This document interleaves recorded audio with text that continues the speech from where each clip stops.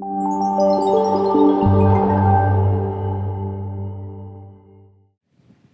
morning, everyone. Sorry for the delay. My name is Yong. I am a principal software engineer lead and architect from SIT Group, a research arm of Samsung. Today, I will talk to you about Lustre file system and how we try to design modern object store server in the era of solid state and persistent memory. This is the agenda of my talk. First, I will introduce the Lustre architecture. Then I will go over more background on HPC storage. Next, I will identify the challenging issues in existing Lustre design. To solve these issues, I will present our design proposal to modernize Lustre. Finally, I will discuss the potential benefits and the future impact. Let's first take a look at the Lustre architecture. As you probably already know, Lustre is an open source distributed parallel file system. It was designed for extreme scalability and high performance. Lustre is used to support the most demanding data-intensive HPC workloads, such as weather forecast or molecule simulations. It provides massively parallel data access for tens of thousands of clients. The computing nodes like this in the dense cloud cube here. It's also increasingly being used in emerging big data analytics and deep learning application as well. Lustre is the most trusted open source storage platform for supercomputer because it is very stable and widely adopted by supercomputers such as those ranked in top 500 list. For example, the #1 ranked Fugaku as of June 2020 in Japan, and the #1 ranked Frontier as of June this year at Oak Ridge National Lab. It is the first and only known X-scale supercomputer in the world. They both use Lustre as a storage. Lustre consists of a few server components. First is the management server and its target. It contains global information and the registration for other servers. The target is the storage used to store these records. Similarly, for all other type servers, they all have target. Next is the metadata server, MDS, and its target, MDT. This is the central brain for the whole file system. The inode map stored on MDS is used by clients to look up where user file is stored, like in typical file system. Object store server is where user data are sent to or read from. And then the object store target, the disk icon on the right, is where data are actually stored. In between them are all the servers, metadata server, management server, and more importantly, object store servers. If metadata is a brain, then client is the heart of Lustre. It carries all the parallel file system logic. It combines the metadata from metadata server and the object stored on the object server to present a coherent POSIX file system tree. The client is an active driver to achieve parallel file system. Parallel I/O by communicating with servers through RPC calls. Here's the basic flow of I/O on the client. It first retrieves all the metadata from the metadata server. Then it will build a logic view, object view to map the file data to the chunks on the object stored on the object store server. The client then can send I/O requests directly to the object store server. Certainly, the clients have to coordinate by acquiring proper locks first in order to maintain consistency.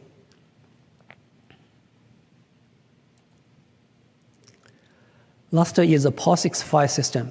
Each file is identified by a 128-bit file ID, which consists of 64-bit sequence number, which is uniquely assigned to one OST, and the 32-bit object index, which is unique within that OST. In Lustre, each file is represented by inode. It contains typical POSIX attributes like user ID, group ID, time, size, etc. It contains extended attributes such as an important layout attribute used to build a logical object view. With a mapping from LOV, logic object view, the client translates I/O requests for data block to object servers target. Each file's data block can be striped across up to 2,000 OST target. Therefore, object store server are the build blocks of I/O and the storage for Lustre. Other than a few small number of metadata servers, OSS make up the majority of Lustre servers. Each object store server is attached with multiple high-volume storage array enclosures. Object store server is the key enabling factor for massively parallel I/O. This talk will focus on object store server and its target. Let's get more background on storage in supercomputing. After having served us for 20 years, Lustre is actually seeing its fair share of challenges. There have been a lot of development in both hardware and software technologies. In particular, SSDs have slowly taken over and are dominating mass storage even in the supercomputer. Is it a simple, straightforward hardware upgrade to SSD? Let's take a look example. The number 5 ranked Permuter supercomputer at the Lawrence Berkeley National Lab has the largest all-flash storage system as of June 2021. Due to much higher SSD costs then, the system architect had to balance and keep storage costs below 15% of the total budget. As a result, even though the new system is 3 to 4 times more powerful computationally than the last generation supercomputer Core, it is still equipped with about the same amount of storage space, 35 petabytes of SSD, instead of previously 30 petabytes on the older Core of using hard disk. So it is a trade-off. They chose the performance of all flash over larger capacity of a hard drive. How is the return on investment? According to the quote from the system architect, in terms of high bandwidth workload, the improvement is outstanding. For high IOPS and metadata heavy workload, the result is only good enough. So the main takeaway from their blog is, I quote, there's still quite a bit of work to do to get the most out of the big flash investment. Software continues to be the challenge. There are trade-offs to make in Lustre in order to get maximum bandwidth. There's a lot of work in software in order to get all the performance. In other words, the results are promising, but it's not that straightforward. Simple hardware upgrade. A lot more effort needs to be done in software to realize the full potential of SSD. It was a bold but the right choice in 2018 to move on from hard drive. SSD certainly is the future. I'm sorry, Jeff, you have a question? Yeah, so I'll keep it short so you can repeat it. Yep. Software as a challenge is kind of vague. What kind of software challenge is there? A good question. I repeat the question is what are the challenges in software? So basically, the Lustre was designed decades ago, and it was not optimized for new generation solid state, which is quite different from the spinning disks 20 years ago. So in order to fully realize the potential of the latest hardware and the software technology, you have to tune and optimize so that you have a design, co-design to have the best overall system performance. So what kind of tuning are we talking That's what I'm going to talk about. So, yeah, thank you. Yeah. The check can be in the mail. Okay, thank you. Thanks for the great question. Frontier is the other example. On the top is a system diagram for the system storage system Orion. Orion is built on multi-tiered system with both SSD and hard drive. For the metadata tier, it consists of almost 500 NVMe drive. For the performance tier, it provides 11 petabytes storage space from 5,000 SSDs using Cray flash enclosure. For the high capacity tier, it provides 700 petabytes of storage space using almost 50,000 hard drive using disk enclosure. If you recall, it is 20 times more than the storage permuter has using SSD only. In total, Orion has 40 metadata servers and 450 object store servers and 1,350 object store target. This is the largest Lustre namespace according to our best knowledge. There's a famous CAP theorem about consistency, availability, and partition tolerance. Simply put, consistency means the read has to return the data, read after write has to return the new correct value or the newer writes. Availability means system is robust. The surviving nodes still function correctly if any other nodes failed. Partition tolerant means you could afford to lose arbitrary number of messages between these nodes, but still perform correctly. This theory dictates that distributed system cannot achieve all three properties at the same time. Let's take a look at the Lustre. Lustre is a POSIX system, therefore it maintains strict consistency via a centralized metadata server. By default, there's only one metadata server. To avoid single point of failure, in large setup like this, metadata is configured as masked, slave, failover cluster to share the same metadata target as the pair shown here. The metadata server role is still a potential bottleneck because masked slave setup does not improve the performance. In order to improve performance, you have to turn distributed namespace, DNE, to scale out, such that you can have dedicated metadata server per subdirect node.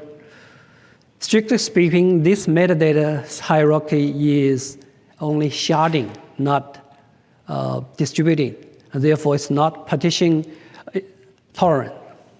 In fact, Lustre is primarily a parallel file system for concurrent I/O instead distributed file system. This is still an active research area to improve metadata performance and scalability in Lustre. If POSIX is a limiting factor, shall we move on from POSIX? This is actually the direction that Intel Dell's project has taken.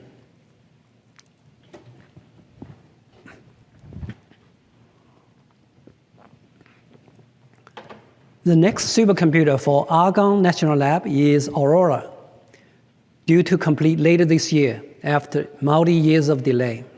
It was supposed to be the first X-scale supercomputer. Now that Frontier has stolen the show this past June, Aurora has to up the ante to deliver 2 extra scale flops, almost double that of Frontier, hopefully. Once delivered, though, it will come with major leap of technology development, such as the next generation Sapphire Rapid CPU, using tile or chipset design, previous talk just talked about. And also comes with PCIe Gen 5, first on the server, and also CXL, the next hotbed of innovation. The storage system in Aurora is equipped with 10 petabytes of memory including persistent memory, and 230 petabyte SSD storage, compared with 11.5 petabyte SSD and 700 hard drive in Frontier. The DELS is a storage platform in Aurora. It was first discussed here in SDC in 2015. The most standout feature of DELS is its key value object store interface to overcome POSIX limitation. DELS is also designed from ground up to support storage class memory, or SEM. We now have a new layer blurring the line between the volatile DRAM on the top and the persistent layer of SSD. The third feature in DELS is all user mode access on both client and the server end.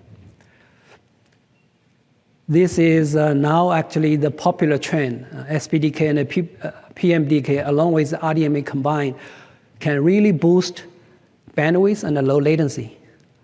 As a result, DELS can deliver extreme high IOPS and high bandwidth and very low latency. Aurora is a giant step closer to all-in-memory computing for HPC. On latest IO 500 rank list, DELS looks very hot. It's taking 11 spots out of the top 22, while Lustre only taking 2 spots. Historically, HPC application generally depends on POSIX file system interface. There are many failure lessons on backward compatibility issues. For example, the famous Itanium CPU and Windows 8 on ARM.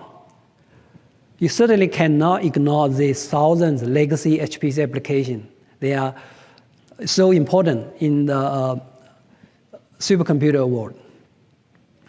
How does Intel DELS solve this issue? They have 2 options.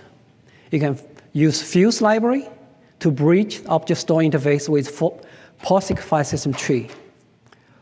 This should come with some performance hit due to the Fuse implementation.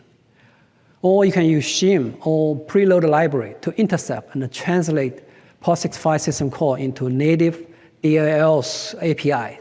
I believe this may incur some consistent risk as well, unless kernel synchronization is introduced. Looks like the 2 options should work for many applications, but with some catches. There are also non-technical concerns in DELS. The main one is the dependency on Optane memory. There's no alternative, no second supply, plus it's tied to Intel CPU only. The persistent memory is also very expensive, but that's a chicken-egg issue that Intel is trying to solve. We need to find more killer use cases to bring up more volume to lower the cost. Hopefully, this project is working toward that direction. We generally agree with the long-term direction that Intel DELS team has taken. We applaud for the achievement in DELS to showcase what the latest technology are capable of. We also recognize Intel's significant contribution to solid state and persistent memory in both hardware and software. At the same time, we believe Lustre can still play an important role in foreseeable future. If you look down the top 23 from the IO 500 list, Lustre actually occupied 28% compared with only 16 for DELS. So we decided to continue, improve, and modernize Lustre. Our approach is apply the same set of modern technology to Lustre project, just like a DELS, namely using key value store and erasure coding as building blocks, and design the service running in user mode with SPDK, PMDK, and RDMA. But to still maintain full backward compatibility, such that existing legacy HPC application can benefit directly without costly upgrade.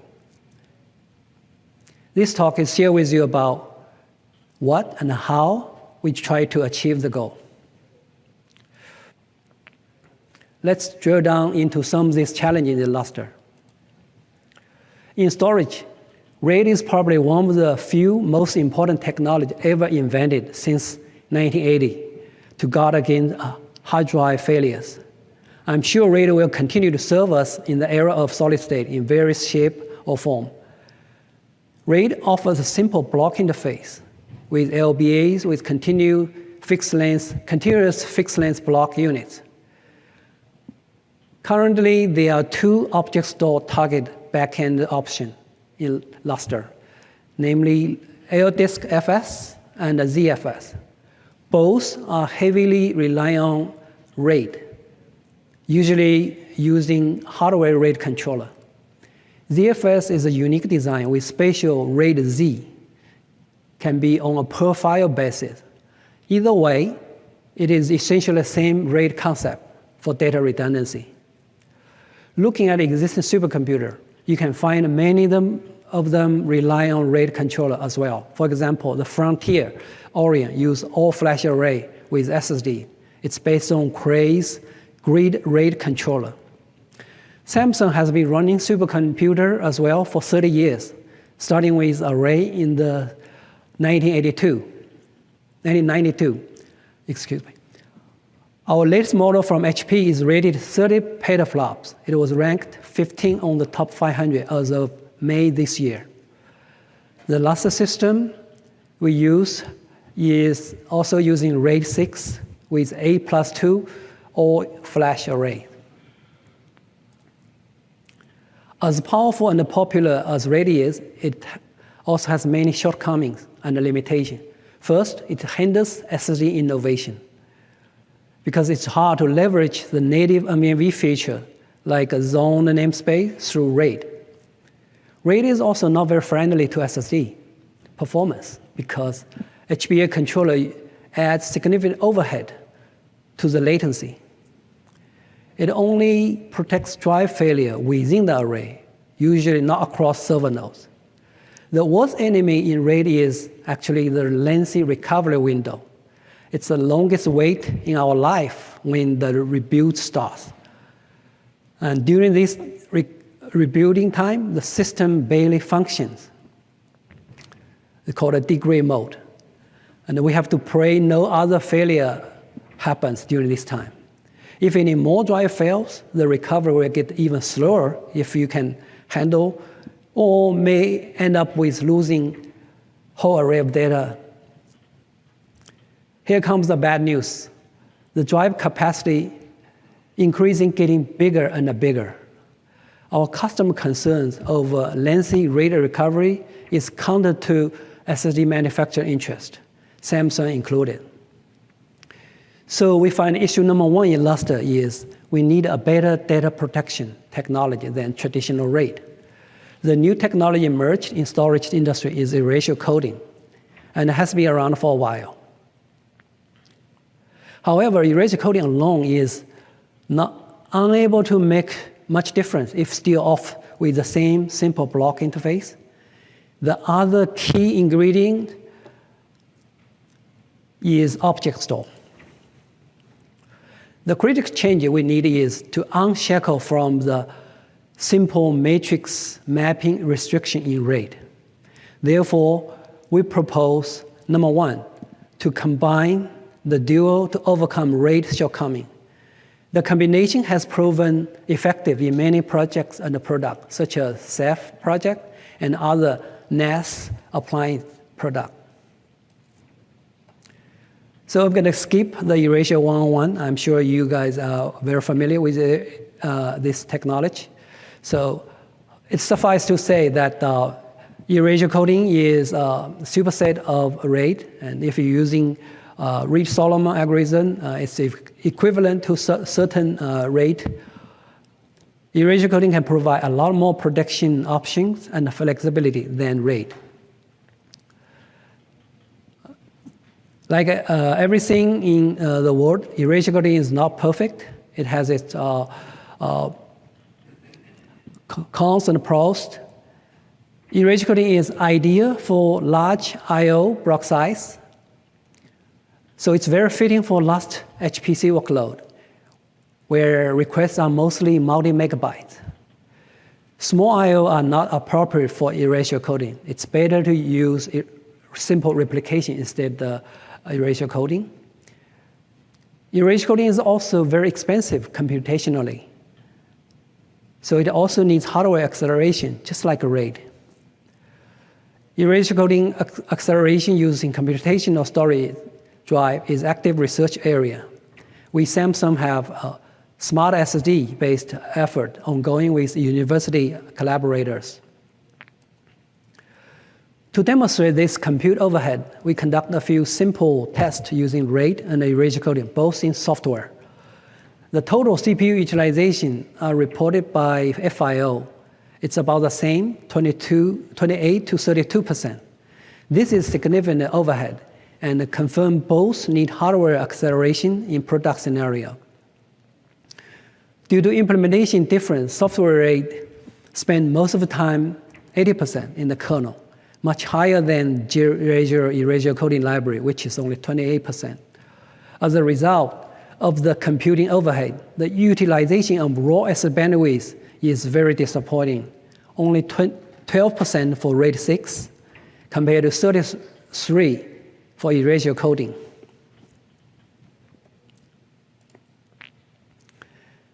As I mentioned, currently there are two object store target reference design. Both are based on legacy file system. The original ldiskfs is based on ext with patches to Linux kernel drive codebase. ZFS is similar. It's a file system combined with logic volume manager and a RAID all-in-one design. Back to story 101. File system is hierarchical with strict relation to each other, like a parent and child. It's human-friendly. Object store, in contrast, is unstructured, independent, therefore much more scalable if implemented properly. The best example would be AWS S3 cloud storage. You can use file system storage store, as is the case in Lustre, but it's just not as scalable or performant as it should be. So issue number 2 is both object store target design are based on legacy local file system. They both are designed for hard disk era, not optimized for modern SSD. The object store target metadata and the user data are mixed in on-disk format on the RAID block device. The metadata are treated equally, the same as regular data. Production-grade persistent memory only emerged in recent years, not 20 years ago when Lustre was designed. The best example today is Intel Optane. I believe it's introduced in 2015. Optane offers persistent over volatile DRAM and with 10 times higher capacity. However, Optane memory is 10 times slower than DRAM, but it's still 100 times faster than normal SSD. Therefore, we propose number 2 for native object store with metadata dedicated in persistent memory. The object store should have been based on native object store design in the first place. Objects in object store are independent, so they don't have to suffer from the unnecessary restraint inherent in file system. In the era of persistent memory, metadata can be elevated to the first-class citizen, differentiated from regular data. With this design, we believe Lustre Object Store should have the following benefit. First, metadata operation would operate at much faster memory speed instead of that of slower SSD. Second, SSD are dedicated to large sequential data I/O in megabytes for most HPC workload. SSD can sustain at its peak performance when not disturbed by random small I/Os. As a bonus, the dedicated metadata can also be easily replicated to remote backup. If you look closely, all major components in Lustre are implemented as kernel module. It may be fitting choice at the time when Lustre was first designed. To avoid context switch when all I/O are performed in kernel mode anyway, for both object store and the metadata store. But there are many disadvantages to kernel mode engineering at the modern era. First, the heavy kernel I/O stack overhead is too high for modern SSDs. This is the reason SPDK became mainstream for storage application. Second, kernel development is very time-consuming, much less productive than user mode. Kernel mode development is also more expensive dev resources. You need a very experienced engineer, which is a much smaller talent pool. The hardest part of Lustre is ldiskfs module is maintained as a patch to ext file system releases, which is a moving target in the Linux kernel.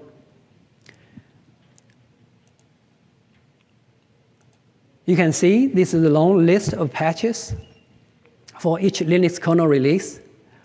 I don't personally know any engineer who would enjoy this kind of tedious work, whose full-time job is just merge Git conflicts all the time.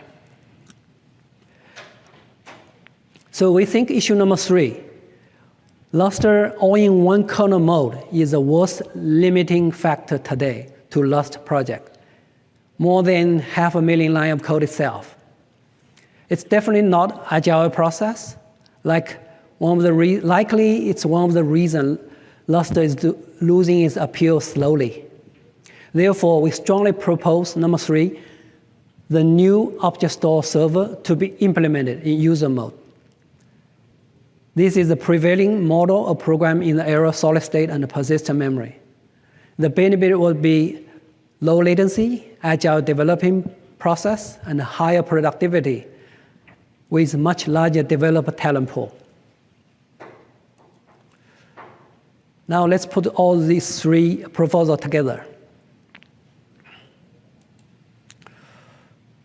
This is a system block diagram for our new object store server. At the center is the persistent memory and the object index engine that manages all the index for data objects stored on this OSD target. On the right is the object data storage engine that will handle the actual read and write IOs for storage on the KV store instance on the bottom, either locally or remotely through NVMe over Fabric. It also provides data redundancy with the help of Erasure Coding library. On the top will be the same infrastructure layer for any Lustre servers, including LNet and the Portal RPC layer. The server service will register all the API expected for object store server and the target. In the middle, you will see many of the usual suspects, such as buffer manager, lock manager, and thread manager. The transaction manager and the recovery manager are the important requirement for the object store server. There are a lot of work needed. For a small team, it may take forever. For research proof of concept, we'd like to quickly turn around. Our strategy is to try to reuse existing resource as much as possible. First, for the infrastructure layer, we will port from existing Lustre code base. Obviously, to keep compatible, we have to follow the exam protocol on the wire. We will re-implement the LustreNet module, starting with TCP and RDMA. Probably we'll reuse library Fabric. The next infrastructure layer is Portal RPC, which is a key interface used by server and the client to communicate with remote procedural calls, including data IOs. There are also many common Lustre base objects and structure we need to maintain identical representation. Next, we will need to implement the core function of new object store service and the target in user mode. There is an object store device API spec written by Intel Lustre team back in 2012. We are very grateful for this extremely helpful API document. The purpose of this doc then was to create many possibilities, including using object device or other new technology. Just as predict, they made a new object store projects like ours much easier. This is a list of core functions we need to implement for the new object store servers. Once functional and fully compatible, our solution would become a new third option for Lustre Object Store. Here's a long list of candidates of open source projects that we can leverage. The object index engine using KV store, either using B+tree based or hash based. For object store target internal object store, we have two choices. Samsung has a KVCS, stands for Key Value Cloud Service.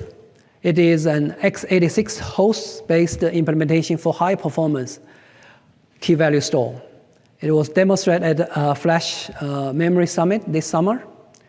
Samsung also has a key value store interface SSD. It is a good choice for capacity-oriented choice. There are many Erasure library in addition to the famous Erasure library. As usual, we'll rely on PMDK, SPDK, either directly or indirectly, and RDMA from OFAC release. We may choose to mix and match with other more productive modern programming language, such as Go. Here's more detail about the backend as documented in the Lustre Object Store Device API. I will not bore you with all the details here. If you're interested, you can take a look offline or read the original API doc. Let's take a look at the potential benefit. After planning and high-level designing, we are entering early phase of development. We have two goals in this POC project.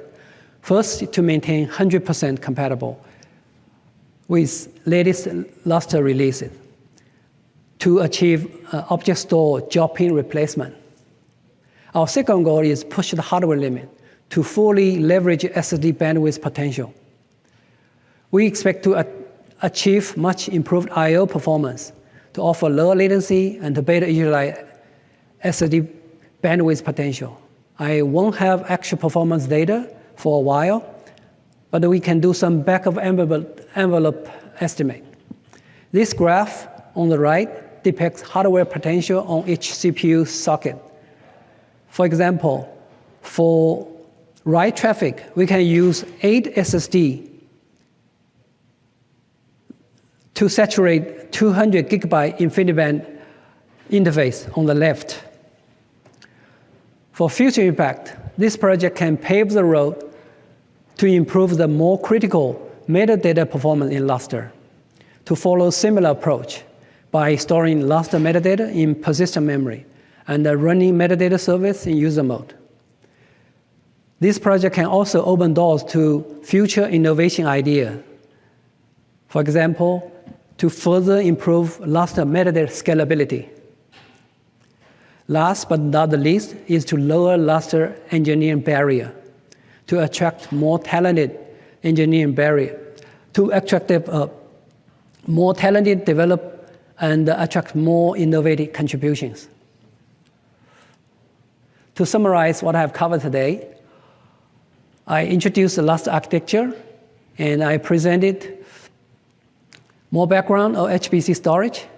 I discussed the current design of object store in Lustre and identified a few challenges and limitations. And I proposed solutions, basically to replace RAID with Erasure Coding combined with object store, to implement new native object store with metadata in dedicated memory. And we will also implement this new object store service all in user mode. I have previewed the design of the proposed solution and discussed the potential benefit. We expect not only improve the overall I/O performance, but also lower the engineering barrier to attract more talent, the key for any project. As a result, hopefully to reinvigorate the developer community for Lustre. I would like to thank all our collaborators and the partners, both externally and internally, including Los Alamos, Iowa State University, and Intel Lustre project team for both Dells and Lustre previously, and of course our Samsung internal team as well. This is a pretty ambitious project for a small research team. In addition to existing collaborators and partners, we are constantly looking for more partners. If you, the audience in this room, or watching online, are interested in this, either contributing or become early adopter, please let me know. You can connect with me on the LinkedIn by following the link or QR code on the top right. Even better, you can join us. We Samsung are hiring in the area of storage and HPC. For more detail, you can follow the job listing link here or follow the lower left QR code. I'm happy to hear from you in either case. If you know anyone who will be interested, please help me spread the message. Thank you so much for the interest. Now I'm open for questions and have some discussing.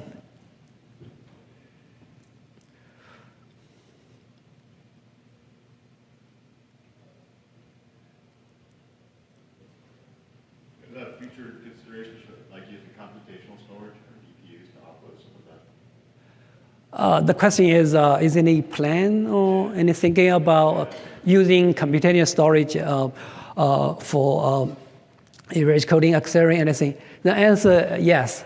We actually have ongoing collaboration with academia so that we provide them the smart SD from Samsung so that they can look into how the Erasure Coding or different kind of acceleration can be achieved through this computational storage device, yes.